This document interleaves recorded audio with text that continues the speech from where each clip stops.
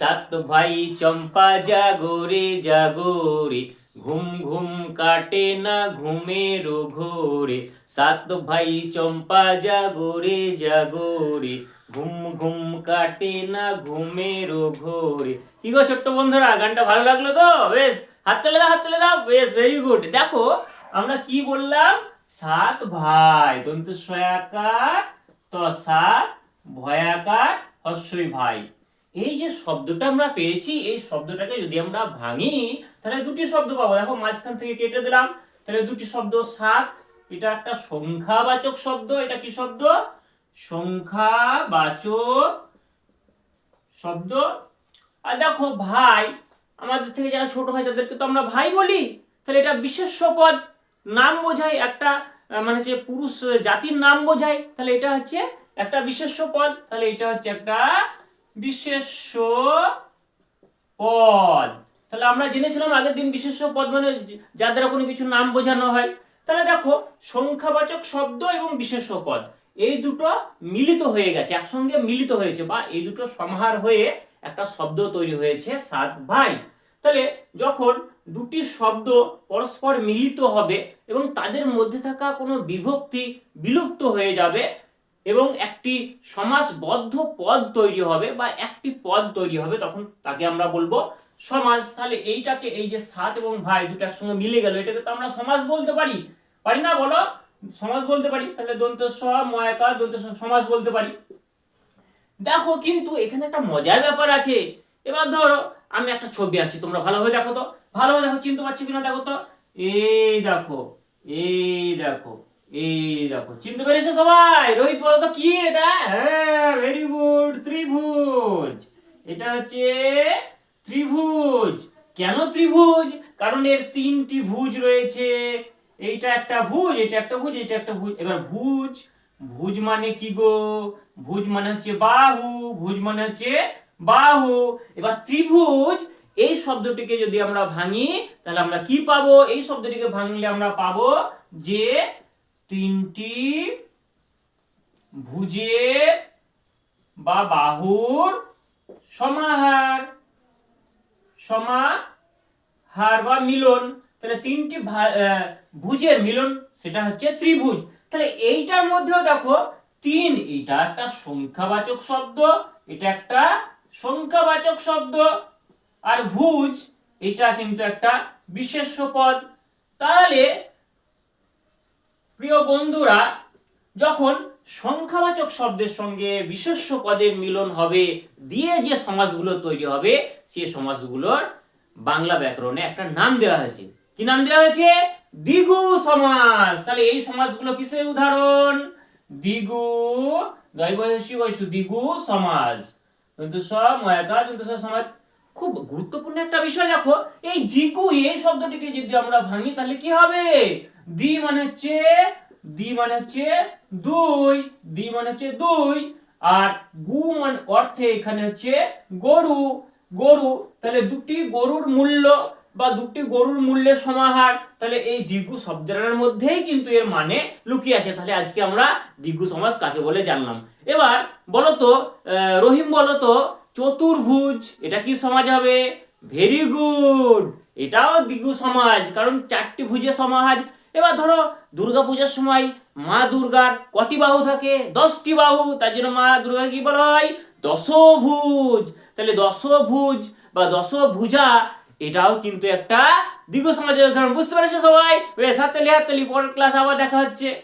তো প্রিয় বন্ধুরা, আপনারা দেখুন যে একটি ডেমো, 5 মিনিটের একটি ডেমোকে একদম 1 থেকে 2 মিনিটের মধ্যে একদম প্ল্যান ওয়েতে কত সুন্দরভাবে নামানো যায়। আপনারা ঘাবড়ে যাচ্ছেন কেন? আপনারা যে যে ডেমোগুলো এতদিন পর্যন্ত তৈরি করেছেন সেই ডেমোগুলোই আপনারা 1 থেকে 2 মিনিটের মধ্যে প্র্যাকটিস করুন। কিভাবে প্র্যাকটিস করবেন? জাস্ট 3টি স্টেপ আপনারা মাথায় রাখবেন। ওই 5E মডেল উড়িয়ে দেন, গুলি মারুন 5E মডেলের। ওই ডেমোর 16 করলে এখন গুলি মারুন। এখন ইন্টারভিউয়ারদের মানে মাথা মতি গতি এরকম হয়ে গেছে যে ধর কোদাল দে মাটি, আসছে ঢুকাচ্ছে, জাস্ট 3 মিনিটের মধ্যে থেকে 5 মিনিটের মধ্যে ইন্টারভিউ কমপ্লিট করে নিচ্ছে। কাউকে ডেমো 1 মিনিট দেখছে, কাউকে জাস্ট বোর্ডে একটা সেন্টেন্স লেখা করাচ্ছে, বলছে তার মধ্যে থেকে বিশেষ্য পদ চিহ্নিত করো বা নাউন চিহ্নিত করো, দিয়ে বাস হয়ে গেল ডেমো। তো এইভাবে কি আর ডেমো হয়? কিন্তু আপনাদের দিতে হবে পরিস্থিতির শিকার। তাহলে 40 মিনিটের ক্লাসকে কষ্ট করে আপনারা 5 মিনিটে আনছিলেন, এখন 5 মিনিটও হবে না, বলছে এটা 1 থেকে 1.5 মিনিট দেখবো আমরা। তাহলে আমাদেরকে সেইভাবে প্রিপেয়ার হতে হবে, 1 থেকে 1.5 মিনিটে নিয়ে আসতে হবে। তাহলে কিভাবে নিয়ে আসবো তার 3টি টেকনিক আপনাদেরকে বলে দিচ্ছি। প্রথম টেকনিক হচ্ছে, যে কোনো বিষয় দেখ না কেন, সেই বিষয়টি সম্পর্কে শিশুদের 2-1টি পূর্বজ্ঞান যাচাই করার জন্য একটি প্রশ্ন করলেন, বা গানের মাধ্যমে শুরু করলেন। গান করতে গিয়ে আপনি হয়তো 4 লাইন 5 লাইন গান করলেন, সময়টা পেরিয়ে গেল, তা নয়। যেখানে আপনি 5 মিনিটের ডেমোতে 6 লাইন গান করছেন, সেখানে আপনি 2 লাইন জাস্ট গাইবেন। আমি যেমন 2 লাইন গাইলাম, দিয়ে ঢুকে গেলেন, তাহলে টাইমটা এখানে বেঁচে গেল। জাস্ট আপনি যেখানে 2টো ছবি আঁকছিলেন বা 3টে ছবি আঁকছিলেন, জাস্ট একটা ছবি আঁকবেন, হয়ে গেল।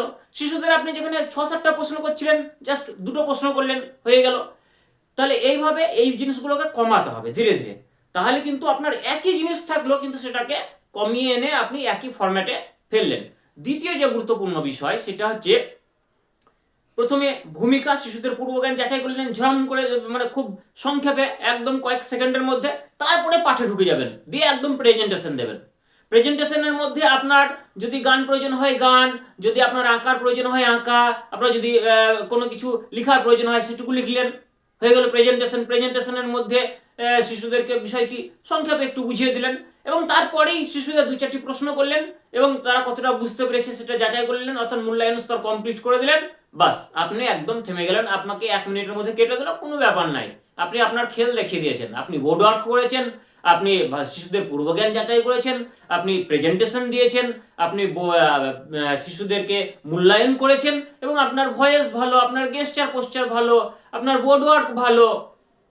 তাহলে আপনাকে 5-5 দেবে না তো কাকে দেবে?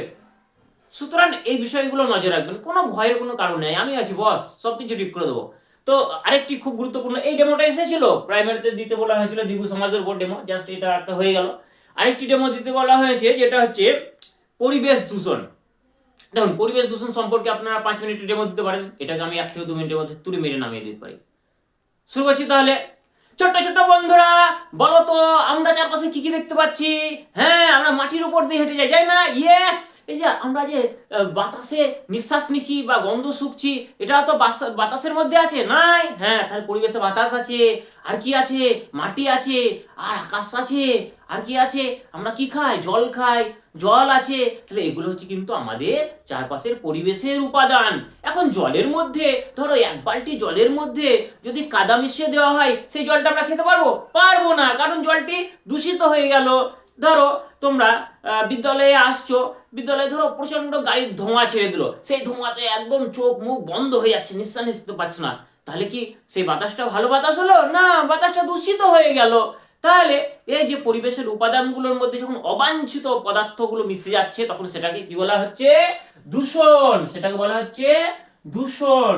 আর পরিবেশের যে উপাদানগুলোর জন্য, এটাকে বলা হচ্ছে পরিবেশ দূষণ। কি বলা হচ্ছে? পরিবেশ দূষণ। এখন ধরো আমরা জল যখন দূষিত হচ্ছে, তখন সেটাকে বলা হচ্ছে কি? জল দূষণ। সেটাকে বলা হচ্ছে জল দূষণ। যখন বায়ু আমাদের বিষাক্ত হচ্ছে, তখন বলা হচ্ছে বায়ু দূষণ।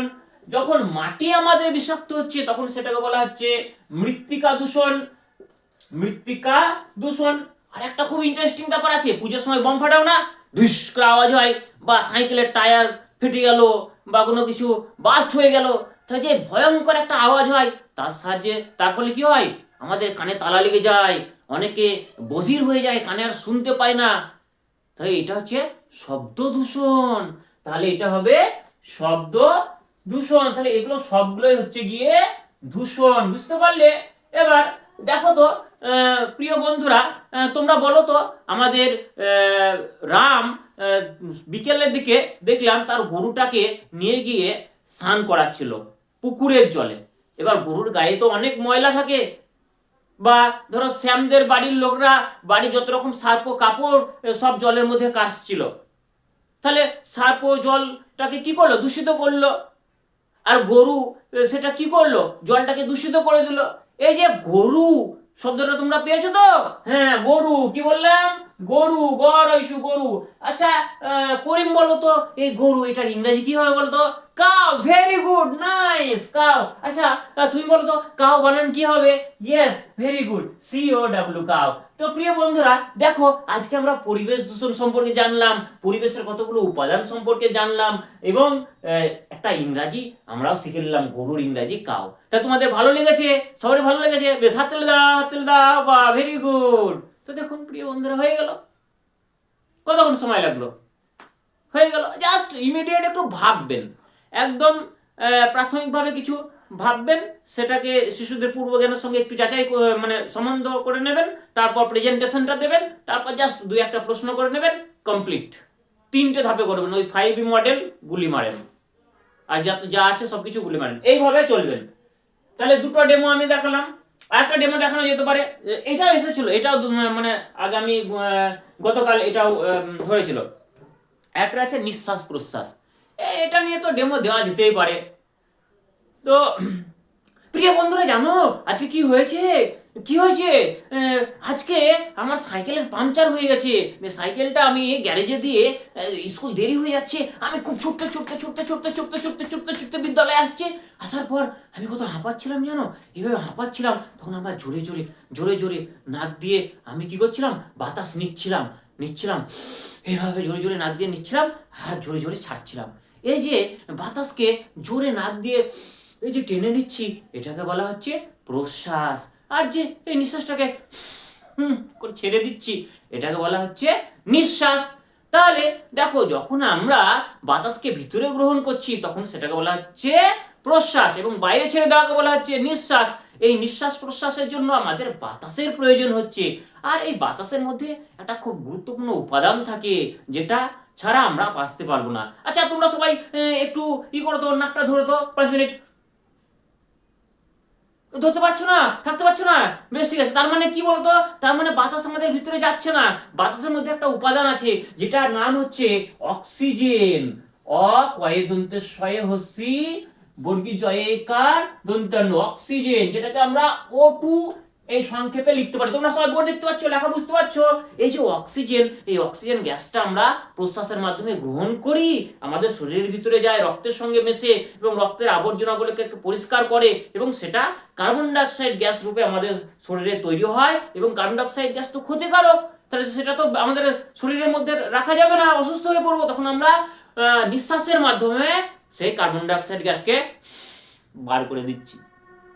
তাহলে আমাদের প্রশ্বাস হলো, নিঃশ্বাস হলো, এবং এর জন্য বাতাস হলো, এবং বাতাসের মধ্যে অক্সিজেন থাকে এবং কার্বন ডাইঅক্সাইড থাকে। কিন্তু আমাদের প্রিয় বন্ধুকে জানো, গাছ, এই গাছেরা কার্বন ডাইঅক্সাইড, আমাদের যে বিষাক্ত কার্বন ডাইঅক্সাইড গ্যাসটা দিয়ে দিলাম, ওটা কিন্তু গাছেদের কাজে লাগে, গাছেদের খাবার তৈরি করতে কাজে লাগে। তার জন্য কার্বন ডাইঅক্সাইড গাছ শোষণ করে নেয়। আর গাছ যখন কার্বন ডাইঅক্সাইড শোষণ করে নেয়, দিয়ে খাবার তৈরি করে, তো খাবার তৈরি করার সঙ্গে সঙ্গে আমাদের এই সুন্দর পরিবেশকে খুব দারুণ একটা উপাদান দেয়। কি বলতো? এই তো অক্সিজেন।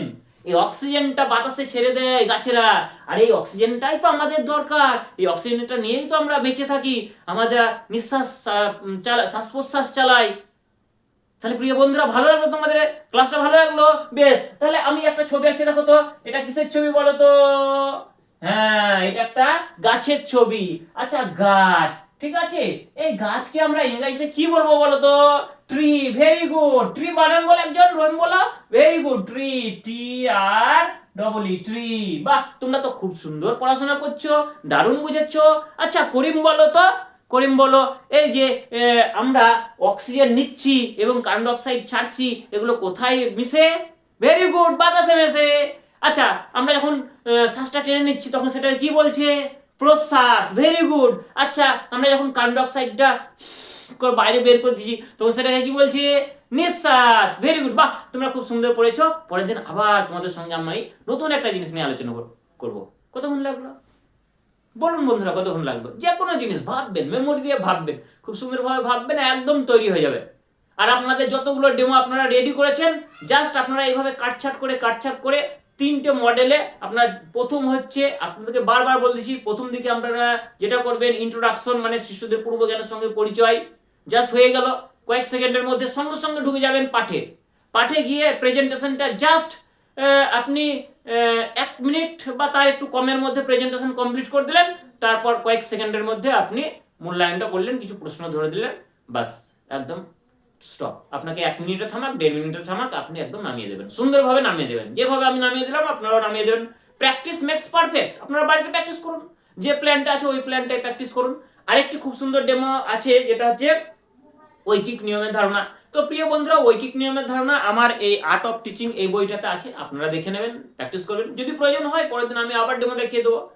তো এইভাবে আমার সঙ্গে জুড়ে থাকুন, আমার চ্যানেলের সঙ্গে জুড়ে থাকুন, এবং আমার লেখা যে গুরুত্বপূর্ণ বইগুলো রয়েছে সেগুলো আজই এখনই অর্ডার করুন। এই বইটার মধ্যে এমন কিছু কিছু ডেমো আছে যেগুলো প্রায় জনকেই জিজ্ঞাসা করা হচ্ছে, এবং এই বইয়ে আপনি পেয়ে যাবেন গাণিতিক বিভিন্ন খেলা, ঐকিক নিয়মের ধারণা, গড়ের ধারণা, ভগ্নাংশের ধারণা, দশমিকের ধারণা, যোগের ধারণা, বিয়োগের ধারণা, শিশুদের শব্দ কিভাবে চেনাবেন, বর্ণ কিভাবে চেনাবেন, শব্দ ভান্ডার শিশুদের কিভাবে গড়ে তুলবেন, খুব সুন্দরভাবে বইটার মধ্যে আছে। একদম ইউনিক ইউনিক আইডিয়া। আর বুস্টার বোর্ডটা থেকে তো প্রচুর কমন এসছে প্রশ্ন এবার এবার মানে মানে এক্সামিনাররা ধরছেন। সুতরাং এগুলো আপনারা ভালোভাবে পড়ুন, আর যে পিডিএফ বইগুলো আছে সেগুলো আপনারা পড়ুন। প্রত্যেকে ভালো থাকবেন, সুস্থ থাকবেন। যারা চ্যানেলে প্রথম রয়েছেন অবশ্যই চ্যানেলটিকে সাবস্ক্রাইব করবেন, ভিডিওতে একটি লাইক করে দেবেন, এবং প্রয়োজন হলে বন্ধুদের সঙ্গে শেয়ার করবেন। প্রত্যেককে ধন্যবাদ জানিয়ে আজকের ক্লাস এখানেই সমাপ্ত করছি।